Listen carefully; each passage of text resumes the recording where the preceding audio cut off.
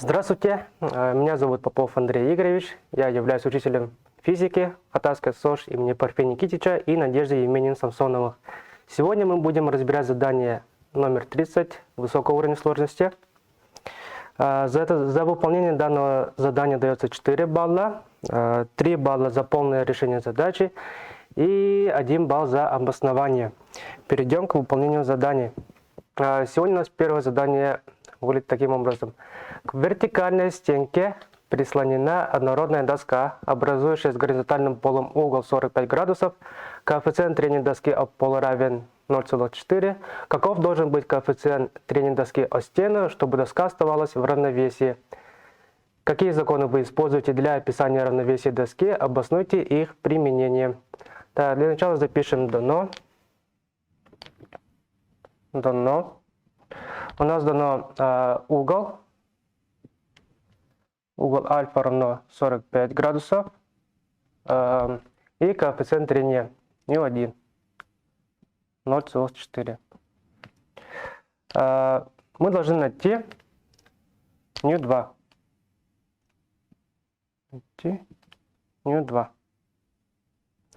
Решение. Так, для учащихся, чтобы, мое личное мнение, для того, чтобы написать обоснование, во время решения задачи лучше бы, чтобы он где-то написал в сторонке, комментировал то, что он делал. А потом можно написать полное такое обоснование. Нарисуем картинку. У нас пол, стена, доска. Угол здесь альфа 45 градусов. И все.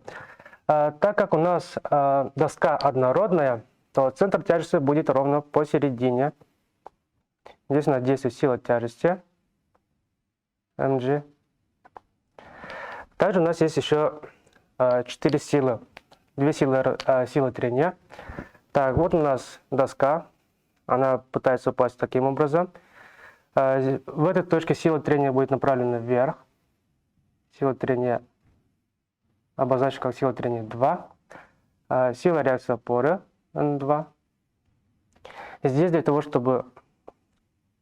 Вот здесь у нас сила трения действует в правую сторону. Сила трения 1 и сила реакции опоры N1. В обосновании надо написать, что у нас система отсчета у нас инерциальная. Если у нас система отсчета инерциальная, то мы можем использовать условия равновесия по качеству тела.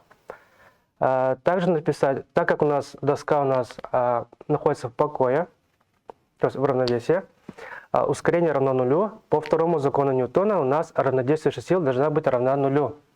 Напишем первое условие равновесия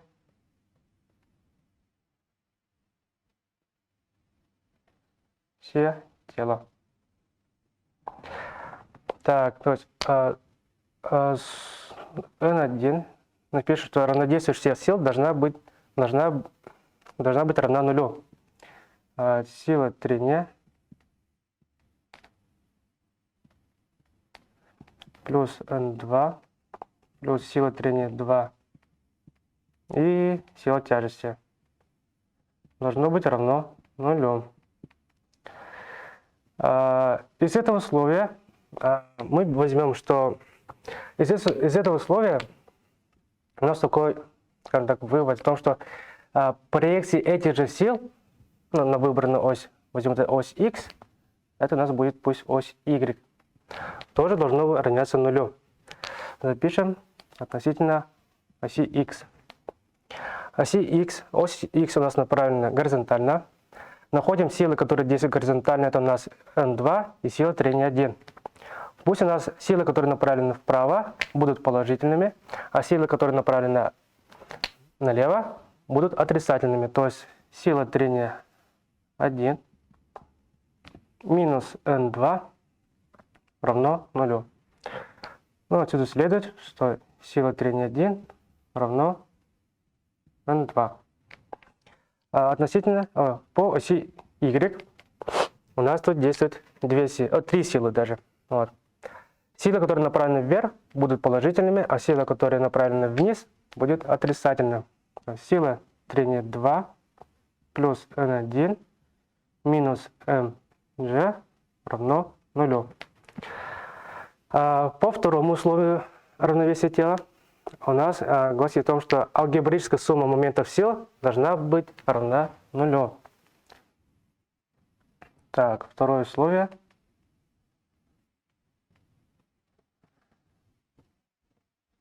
Равновесие тела. Сумма у нас, так как у нас 5 сил, значит у нас 5 моментов сил. Момент силы N1 плюс момент силы трения 1 плюс момент силы mg плюс момент силы n2 и плюс момент силы трения 2 равно 0. Мы можем взять из точки А, либо из середины, либо отсюда. Мы рассмотрим относительно точки О. Точка О. Вот точка О у нас будет неподвижная ось. Те силы, которые пытаются повернуть балку по часовой стрелке, доску, будут положительными, а те силы, которые поворачивают доску против часовой стрелки, будут отрицательными. Так, N1 у нас положительная. N1. Так, длина доски мы обозначим как L, а расстояние от А до О будет L пополам. А О от B, соответственно, тоже L пополам. Так, для N1 плечо силы будет вот это вот расстояние. Это расстояние равно половине расстояния АС. То есть мы можем взять вот это расстояние как плечо. Эту силу мы найдем через косинус. То есть косинус альфа к гипотенузе L пополам. То есть L пополам умножено на косинус альфа. Так, сила трения 2 против часовой, N2 против, и сила трения 1 тоже по часовой. Они будут отрицательными. То есть минус F сила трения 1. Плечо данной силы будет, вот она, плечо. Она равна, нет, все найдем уже. Так, это у нас синус альфа умножено на L пополам. Синус альфа умножено на L пополам. Дальше. Отрицательное N2 минус N2 умноженное. Так. Нарисуем здесь дополнительный треугольник. Вот этот угол тоже будет равняться нулю, так как это подобные треугольники. Минус N2. Плечо у нас вот. Она равна половине BC. Напишем минус N2 умноженное на синус альфа L пополам. Синус альфа умноженное на L пополам. Даже минус сила трения 2 умноженное. Так, сила трения 2. Это у нас расстояние от 0 до середины BC. То есть у нас косинус альфа умножено на L пополам равно 0. Давайте сократим, так как везде есть L, сократим L. Двойки тоже можно сократить, то есть все мы это умножаем на 2, делим на L и еще поделим на косинус альфа. Так. Косинус альфа. И запишем то, что у нас получилось. У нас получилось N1 минус сила трения 1. Синус деленный на косинус у нас дает тангенс альфа. минус n2 умноженное на тангенс альфа. Минус сила трения 2. И все. Равно нулю. Дальше мы воспользуемся 1, 2. Так. Нам надо избавиться от n2. А так как n2 у нас равно сила трения 1, запишем ее через нее. И силу трения, вот здесь я запишу формулу, что трение мы находим как произведение nu на n. n1 минус сила трения 1 это у нас nu1 умноженное на n1 тангенс альфа. n2 у нас это равняется сила трения 1, то есть то же самое, nu1 умноженное на n1 тангенс альфа. И минус nu. Так, 2 умноженное на n2 равно нулю. Так. Здесь мы сразу напишем, что n2 у нас равняется сила трения 1, то мы вместо n2 запишем nu1 умноженное на n1 равно нулю. Так, вот так. Все это мы... n1 мы везде сократим. Здесь, здесь, здесь. И посмотрим, что у нас получилось. Здесь у нас единица осталась, минус nu1, минус nu1 умноженное на тангенс альфа, минус 1 умноженное на тангенс альфа. Напишем это как минус 2 nu1 умноженное на тангенс альфа, минус nu2 умноженное на nu1 равно нулю. Вот это вот значение мы переносим справа. У нас будет nu2 умноженное на nu1 равно единица минус 2 nu1 тангенс альфа. И nu1 перенесем вот сюда, в правую часть, деленное на nu1. Так, все, у нас nu1 известно, альфа известно. Подставляем значение и получаем nu2. Единица минус 2 умноженное на 0,4 умноженное на тангенс 45 раз, у нас это равно единице. И nu1. 0,4. 0,4. Так. 0,8. Единица минус 0,8. Это у нас равняется... Так, 0,8, 0,2. 0,2 деленное на 0,4. Это у нас будет 0,5. Ответ. nu2 равно 0,5. Все, задача решена. Часть 2. К двум вертикально расположенным пружинам одинаковой длины подвесили однородный стержень длиной 30 см. Если к этому стержню подвесить груз массой 3 кг на расстоянии 5 см от правой пружины, то стержень будет расположен горизонтально, и растяжения обеих пружин будут одинаковы.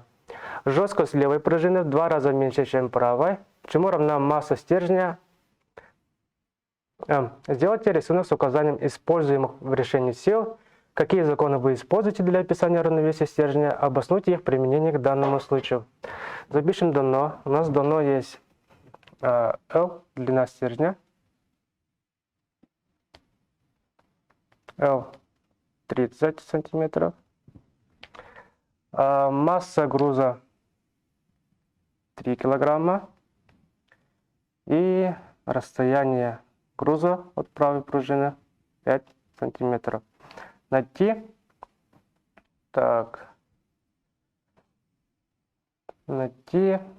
массу стержня. m большая. Так, нарисуем из...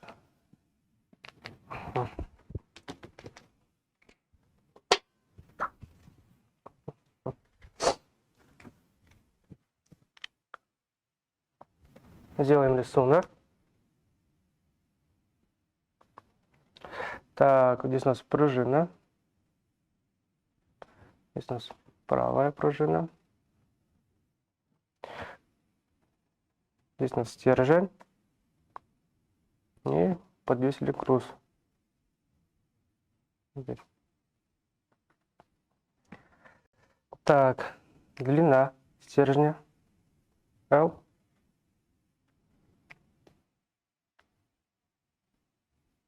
И здесь D. Так.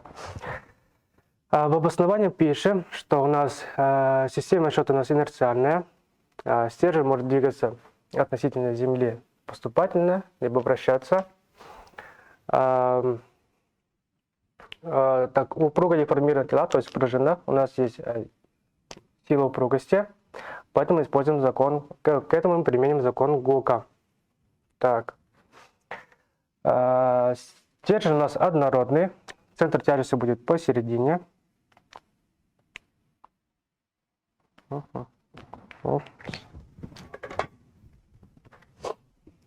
Так, G.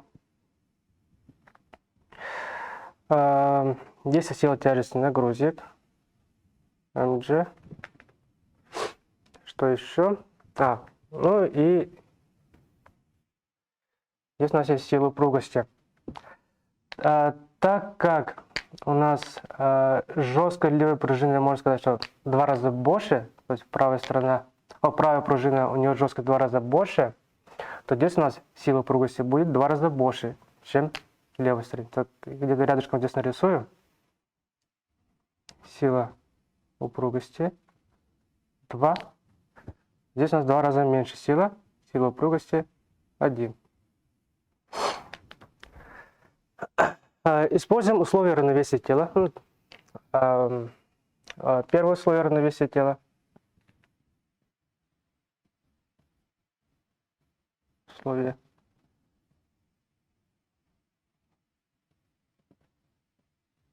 И также второе условие равновесия тела тоже используем. У нас тело, опять же, по второму закону, тело у нас покоится. То есть равнодействующая сила должна быть равна нулю. Так, у нас здесь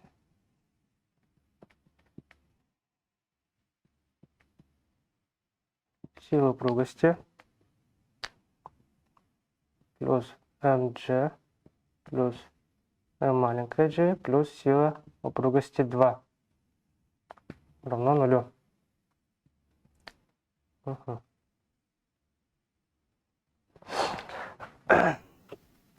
Ну и также проекция этих сил должна быть равна нулю. Но так как у нас сила здесь нет горизонтально действующих сил, мы используем только проекцию оси Y.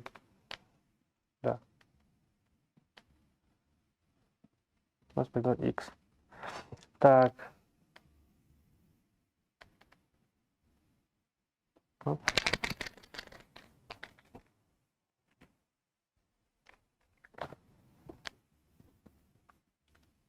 Ось Y.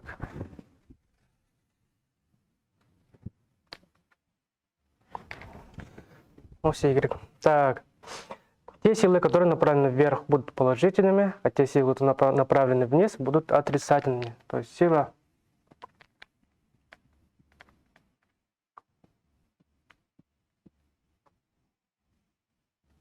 упругости 1 плюс сила упругости 2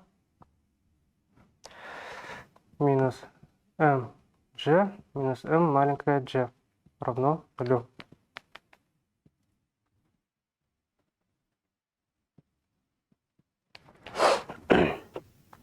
И используем еще второе условие равновесия тела. Так. Второе условие равновесия тела.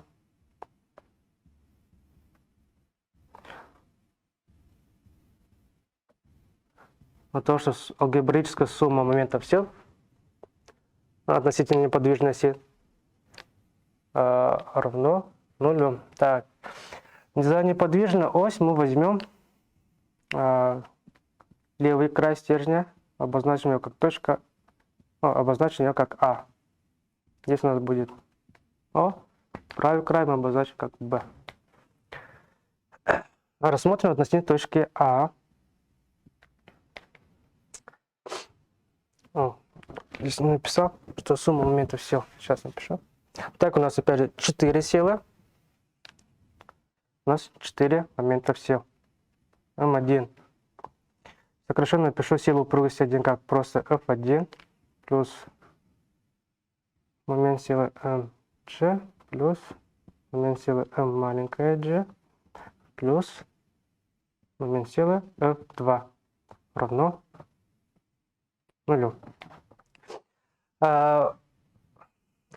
Момент силы F1 будет равно нулю, так как плечо данной силы будет равно нулю. Мы убираем. Так, пишем mg находится на расстоянии L пополам плюс mg маленькая от точки А находится на расстоянии L минус D. Так, сейчас, подождите. Те, которые силы будут поворачивать стержень по часовой, будут положительными, а те, которые силы поворачивать стержень против часовой, будут отрицательными. То есть mg и m маленькая g, то есть сила тяжести будут у нас положительными, а сила упругости 2 будет отрицательным. Минус сила упругости F2 ось на расстоянии L равно нулю. Так, раскроем скобки. Запишем здесь, что mg L пополам, так, плюс mg L минус mg D минус F2 умноженное на L равно нулю. Так, воспользуемся законом Гука. По закону Гука, закону силы упругости равно как произведение Kx. Мы можем написать, так как у нас сила упругости, жесткость правой пружины в 2 раза больше, чем жесткость левой пружины, то мы можем записать, что F2 равно 2 умноженное на F1. Это сила упругости F2 и F1. Это сила упругости, соответственно, правой и левой пружины. Так, дальше. Как бы нам сократить F2? Нужно нам так или не нужно? Сейчас рассмотрим. Да, нам придется как-то избавиться от F2. Для этого мы воспользуемся первым условием равновесия тела. То есть это у нас F1 плюс вместо F силы упругости 2 напишем 2F1. То есть у нас будет 2F1. Вот отсюда 2. Нет, 3F1. Сразу просто суммируем. 3F1 равно mg минус маленькая на g. Так, тройку мы перенесем сразу в правую сторону. 3. Вот так. Здесь у нас F2 мы запишем как 2F1. И вместо F1 поставим вот это у нас полученное выражение. У нас будет mg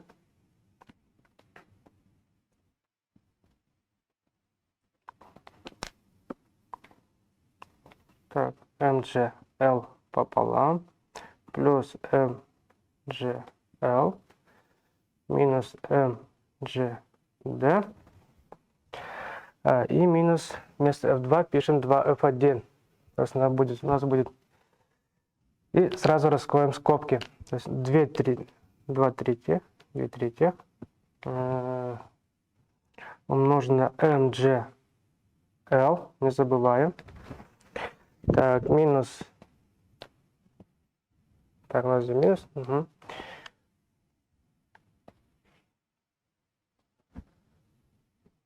Так, 2 третьих mg на l равно 0. Так, минус плюс mg, минус на минус, плюс, плюс. Так, все правильно? Да.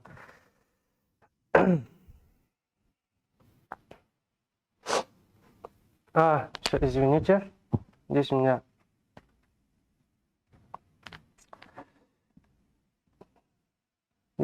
плюс, соответственно, здесь у меня будет минус. Вот так вот.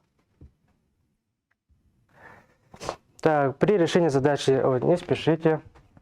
Можно где-то ошибиться в начале, и потом у нас ответ может получиться неправильным. Так. Так, вот у нас есть одинаковые. И одинаковые. Вот они. Так, 1/2 минус 2 третьих. Это у нас... Сколько ж... Так. 3 минус 4. 1/6. 1/6 mgl. Здесь 1/2 вышел минус 2 трети. Получилось минус 1/6. Дальше у меня идет mgl минус 2 третьих mgl. Это у меня плюс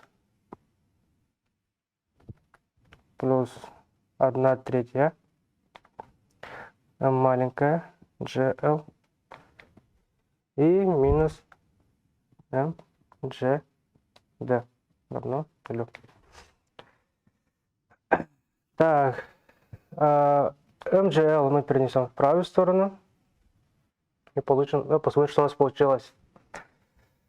Так, здесь, пишу здесь сверху.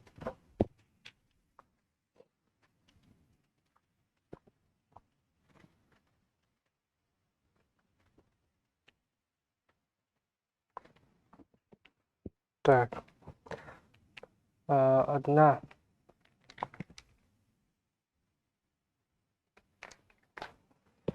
так, 1/6 mgl равно mgd минус 1 третья mgl. Так, g мы здесь сократим. Можно было заранее сократить, да? Ну, вот здесь можно уже сократить их.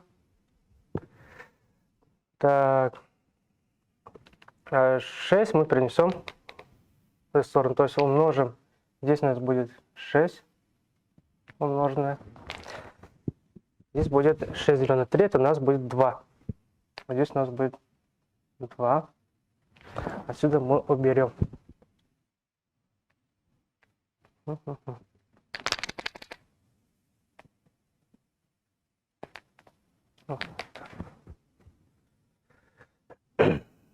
Так. У нас остается вот m равно... Ой, я здесь не убрал. m 6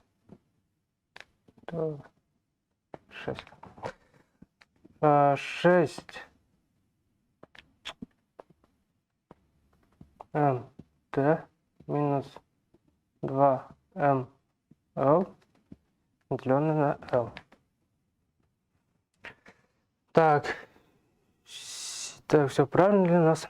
Проверим. Так, плюс Так, опять ошибся, да? Вот здесь у нас плюс. Плюс-минус, правильно? Мы перенесли туда. Это у нас остается положительно. У нас отрицательно остается. Здесь плюс. Плюс. Здесь равно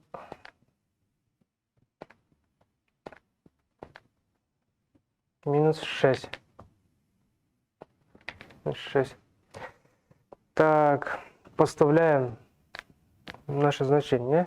Так, минус 6 умноженное на m3 умноженное на 0,05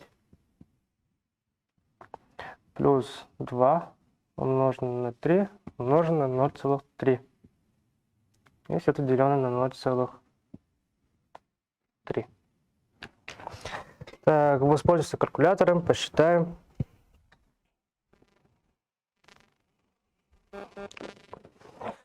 Так, 2 умноженное на 3 умноженное на 0,3 у нас 1/8. Минус 6 умноженное на 3 умноженное на 0,05. Здесь у нас сверху получается 0,9. 0,9 деленное на 0,3. Это у нас 3. Так, равно 3 килограмма.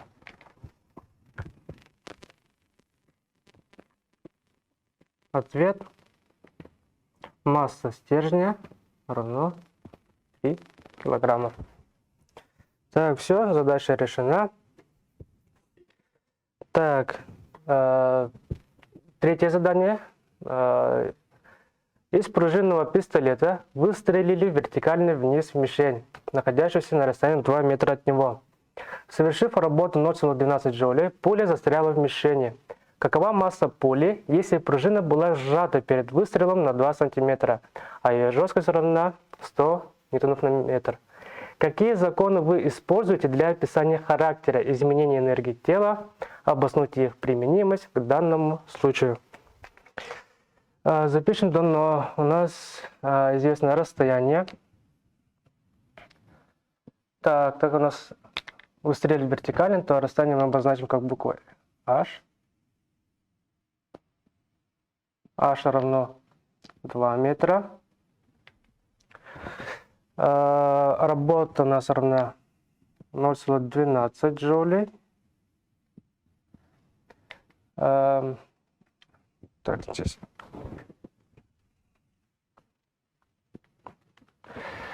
Пружина была сжата перед выстрелом на 2 сантиметра.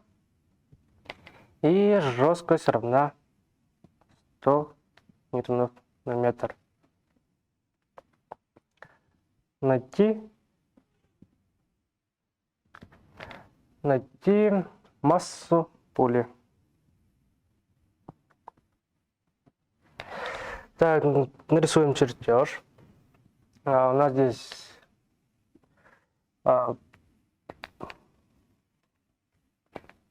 пружина.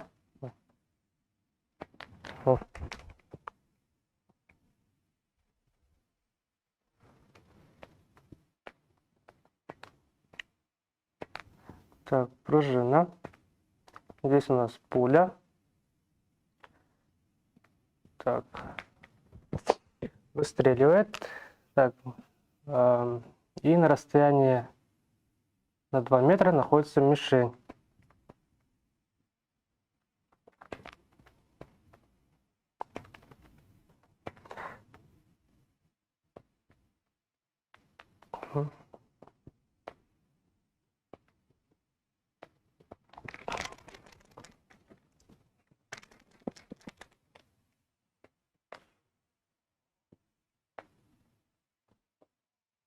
У нас мишень.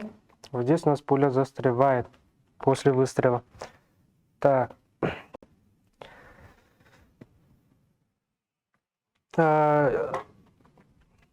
Система счета у нас. У нас система счета у нас инерциальная.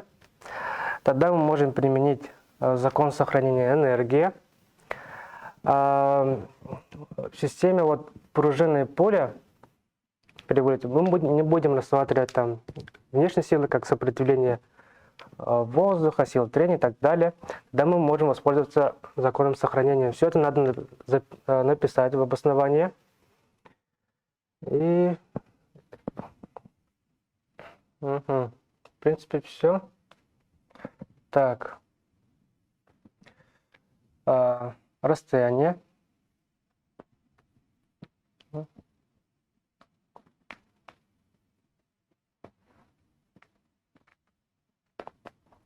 Расстояние у нас h.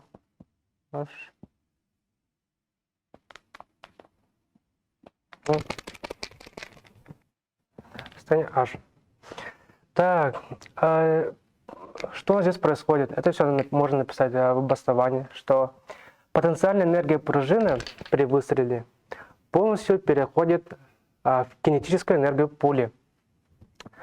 Запишем по закону сохранения и превращения энергии. Закон сохранения энергии. О том, что у нас потенциальная энергия пули при выстреле переходит полностью в кинетическую, практически в кинетическую энергию пули. Здесь я обозначу V нулевое. Это начальная скорость пули. Так, после выстрела здесь у нас есть еще и потенциальная энергия пули в поле тяготения Земли. То есть запишем, что mv в квадрате пополам плюс mgh. Все это равняется кинетической энергии пули, вот прям перед мишенью, здесь не нулевое, напишем как единица в квадрате. То есть это полная кинетическая энергия пули перед попаданием в мишень. Вместо m нулевое в квадрате мы запишем потенциальную энергию пружины. Так, kx в квадрате пополам плюс mgh плюс. И еще должны написать, что так как у нас пуля застряла, то максимальная кинетическая энергия пули превращается в механическую работу. То мы здесь запишем, что m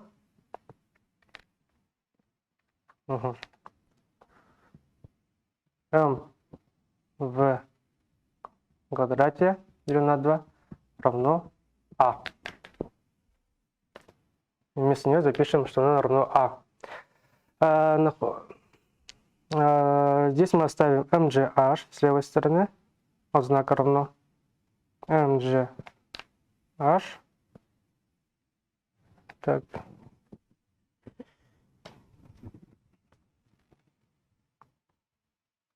mgh.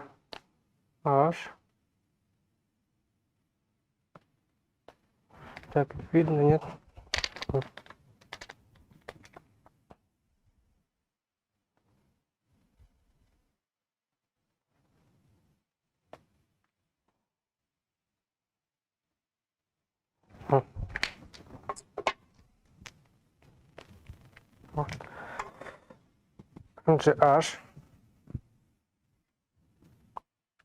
mgh равно а минус kx в квадрате пополам. gh переносим сюда, то есть масса пули равно работа минус kx в квадрате пополам. Все это деленное на gh. Так, все у нас теперь известно. Мы можем поставить значение и получить массу пули. А у нас равно 0,12 минус k у нас 100 умноженное на 0,02 в квадрате деленное на 2. Все это делим на gh. G у нас это ускорение свободного падения. Возьмем ее равным 10 умноженное на 2. Равно. Воспользуемся калькулятором. Так, 0,004. Так.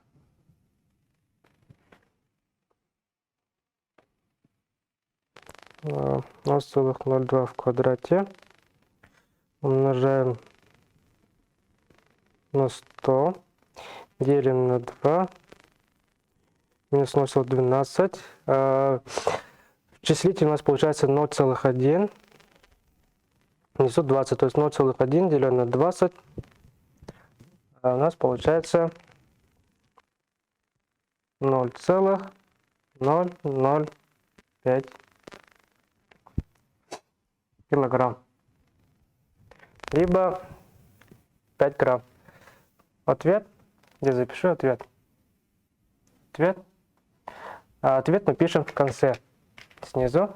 После того, как решили задачу, я здесь запишу здесь. M равно 5 грамм. Так, все. Задача решена. На этом мы заканчиваем рассмотрение задачи номер 30. Спасибо за внимание. Всем до свидания.